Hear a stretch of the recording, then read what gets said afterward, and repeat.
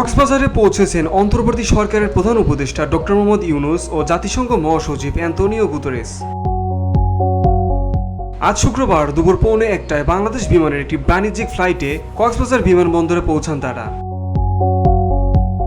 আজ তারা সারাদিন কক্সবাজারে থাকবেন এবং প্রধান উপদেষ্টা ডক্টর মোহাম্মদ ইউনূস ও জাতিসংঘ মহাসচিব অ্যান্তোনিও গুতেরেস বিভিন্ন স্থান পরিদর্শন করবেন। সেখানে উখিয়া রোহিঙ্গা লার্নিং সেন্টার, রোহিঙ্গাদের সাংস্কৃতিক কেন্দ্র ও পাটজাত পণ্যের উৎপাদন কেন্দ্র পরিদর্শন করবেন। পরে উপদেষ্টা ডক্টর মোহাম্মদ ইউনূস, জাতিসংঘ মহাসচিব অ্যান্তোনিও গুতেরেস এবং প্রায় 1 লক্ষ রোহিঙ্গা শরণার্থীর সঙ্গে ইফতারে যোগ দেবেন।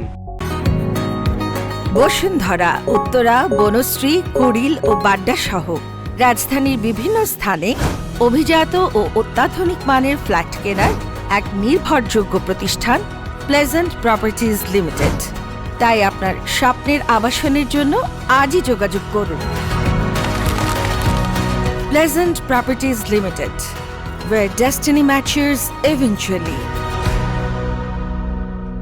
এর আগে শুক্রবার সকালে প্রধান উপদেষ্টার কার্যালয়ে অন্তর্বর্তী সরকারের প্রধান উপদেষ্টা ডক্টর মোহাম্মদ ইউনূসের সঙ্গে বৈঠক করেন জাতিসংঘ মহাসচিব অ্যান্তোনিও গুতেরেস। এ সময় বাংলাদেশের গুরুত্বপূর্ণ সংস্কারে জাতিসংঘ পাশে থাকবে বলে জানান তিনি।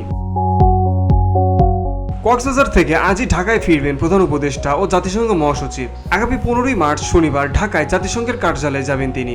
সেখানে জাতিসংঘের সব কর্মীর সঙ্গে মতবিনিময় করবেন। এরপর সেখান থেকে দুপুরে হোটেলে ফিরে সুশীল সমাজের প্রতিনিধিদের সঙ্গে বৈঠক করবেন। আর সন্ধ্যায় প্রধান উপদেষ্টা ডক্টর ইউনূস অ্যান্তোনিও গুতেরেসের সৌজন্যে ইফতার ও নৈশভোজের আয়োজন করেছেন। আগামী রোববার সকালে ঢাকা ছাড়ার কথা রয়েছে অ্যান্তোনিও গুতেরেসের। VOT Bangla news desk.